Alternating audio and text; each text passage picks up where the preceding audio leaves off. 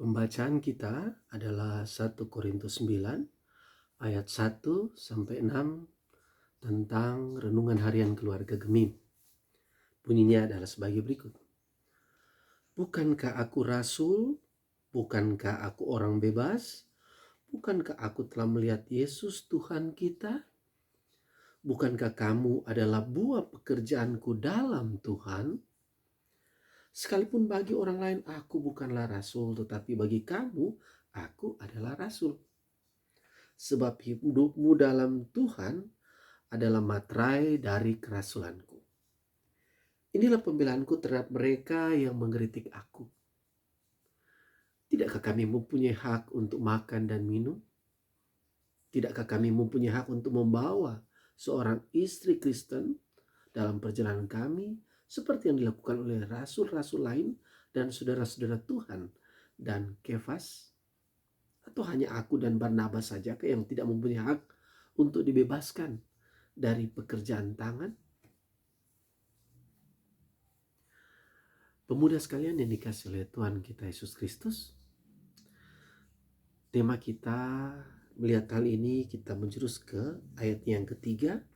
Dikatakan di sana, inilah pembelaanku terhadap mereka yang mengkritik aku.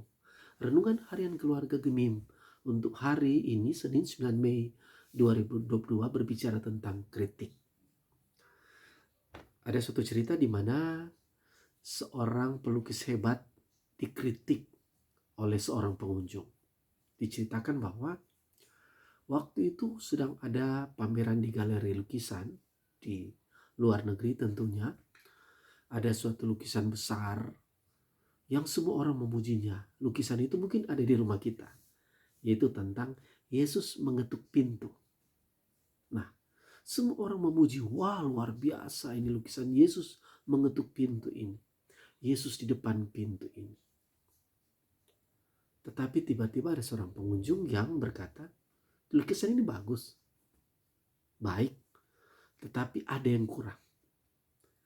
Karena lukisan ini tidak memiliki ganggang pintu. Kalau Anda perhatikan lukisan yang sebenarnya, dari lukisan Tuhan Yesus di depan pintu yang mengetuk itu tidak memiliki ganggang pintu. Itu dijelaskan akhirnya oleh para pelukis itu bahwa tepatlah kritikan ini. Saya menunggu ini. Dan dijawab bahwa memang Tuhan Yesus mengetuk pintu hati kita. Yang membukanya adalah yang dari dalam rumah, yaitu kita sendiri. Tuhan Yesus mengetuk, tergantung kita mau buka dari dalam atau tidak. Itu makna lukisan itu. Nah, seringkali kritik memang membuat kita merasa tidak nyaman. Kritik membuat kita merasa sepertinya disaingi atau mungkin dan niat tidak baik. Tapi sesungguhnya kritik itu siap menjadi modal bagi dukungan bagi kita dalam kehidupan kita sebagai orang yang percaya.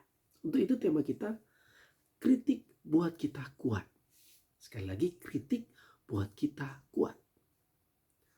Soekarno katakan kritik sama bobotnya dengan dukungan.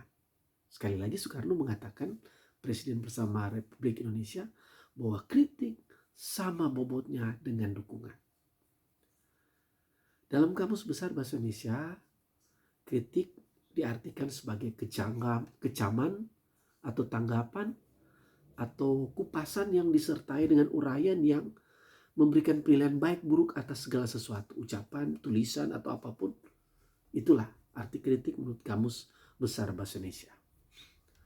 Nah, dari bacaan kita tadi dalam 1 Korintus 9 ayat 1 sampai 6 ada ulasan di sana bahwa Paulus membela diri terhadap kritik, ayat yang ketiga tadi. Dulu dia merupakan seorang penganiaya orang Kristen, disuruh oleh imam kepala untuk membunuh, mencari orang Kristen. Tiba-tiba di jalan menuju Damsyik, di tengah jalan dia ketemu Yesus, akhirnya dia bertobat dan berganti nama dari Saulus menjadi Paulus. Nah, ada hal yang kita baca tadi, ada dua hal besar yang digambarkan kepada kita. Pertama, ayat 1 dan 2 berbicara tentang kewajiban. Sedangkan ayat 5, 6, dan 7 berbicara banyak, 4, 5, 6. 6 itu berbicara banyak tentang hak. Jadi ada hal yang menarik dari tulisan ini. surat Rasul Paulus kepada Korintus ini ingin menyampaikan bahwa kedepankan dulu kewajiban baru hak. Seperti tulisan ini. Nah, kita mulai. Pertama ayat 1 sampai 3 ini. Ayat 1 kewajibannya yaitu dia bilang dia dikenal baik. Bukankah aku rasul? Itu maksudnya bahwa kita semua harus dikenal dulu. Dikenal sebagai orang baik. Mungkin ada yang pidato, ada yang diaken, ada yang komisi, ada yang koordinator kolom, atau ada yang pemuda gemim, obor pembangunan. Nah, itu hal baik, itu teladan. Itu harus ditunjukkan. Itu yang pertama. Kewajiban kita tunjukkan bahwa kita adalah orang baik. Yang kedua, Rasul Paulus katakan, aku ini orang bebas. Berarti dia tidak terikat oleh dosa. Ikatan-ikatan apapun yang membelenggu, yang membuat dia berdosa, dia tidak terikat. Dia bebas. Yang ketiga, hal menarik disampaikan di sini dalam ayatnya yang pertama, bahwa dia bertemu Yesus. Sudah sejauh mana kewajiban kita untuk bertemu Yesus? Dalam saat teduh, dalam tiap ibadah, apa kita berdoa, apa kita tumbuh iman dalam setiap perjumpaan dengan Yesus? Tidak hanya di ibadah, mungkin secara pribadi, di kendaraan, di kuliah, di kantor, di mana saja, kita ada waktu perjumpaan dengan Yesus. Kemudian kita lihat hak kewajiban kita juga adalah kita berbuah.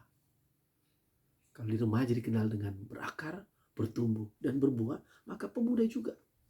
Disampaikan di sini, khususnya dalam ayat yang pertama terakhir, bahwa kamu adalah buah pekerjaannya. Toh? Jadi buah pekerjaan Paulus. Paulus berbuah. Jemaat Korintus diberkati. Jadi 4 hal ini kewajiban dijalankan oleh Paulus. Pertama, dia diperkenalkan dia orang baik. Kemudian dia bebas dari dosa. Yang ketiga, ada perjumpaan yang erat terus dengan Yesus. Dan yang keempat, dia berbuah. Tidak sekedar kita ikut ibadah, tidak sekedar kita hanya mendapatkan berkat dari Allah, tapi kita harus berbuah. Buah kita akan terlihat. Banyak teman-teman diselamatkan, kita menjadi seorang pemimpin yang diikuti oleh banyak teman-teman kita dalam hal perkataan, tindakan, dan perbuatan. Kemudian yang kedua, kita berbicara hak. Yang pertama, ada beberapa pertanyaan disampaikan di ayat 4, 5, 6. Pertama, makan minum. Ingat, makan minum ini penting bagi pemuda. Saya harus mengkritisi ini karena kesehatan itu penting. Jangan banyak begadang. Makan minum, oke, diet penting, tapi jangan sampai sumber apa dalam kehidupan kita makan minum itu. Ingat itu. Jaga kesehatan kita, berolahraga. Kemudian hak kita juga untuk dapat pendamping. Memang pendamping, walaupun memang pendamping itu tidak segampang yang kita pikirkan. Yang kita cari ini lawan jenis, bukan sejenis, atau ada yang sejenis di sini. Tidak kan? Kita punya pendamping yang lawan jenis. Tentunya kalau berdawalaman banyak perbedaan. Untuk bisa menjadi pendamping, kita minta pertolongan Tuhan.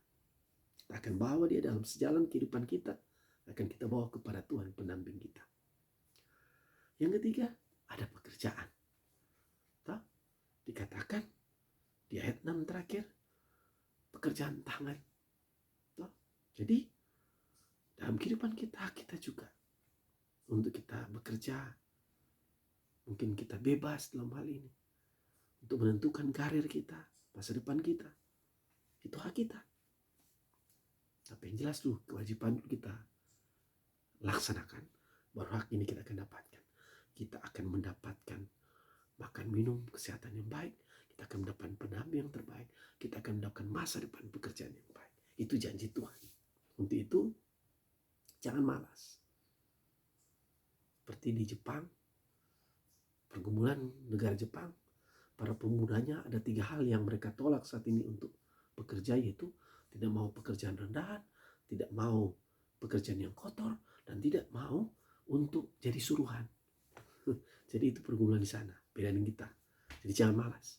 Marilah kita akan kuat menghadapi kritik.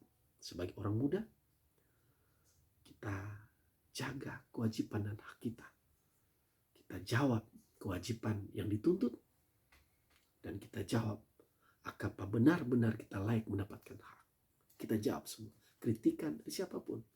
Untuk itu penuhi tanggung jawab pemuda untuk menjawab hak dan kewajiban Anda. Kritik adalah dukungan. Kritik adalah pemelecut kita untuk bersemangat, obor pembangunan, untuk bisa berbuat dan memberitakan Injil di mana saja. Ingat, kritik sama bobotnya dengan dukungan. Amin.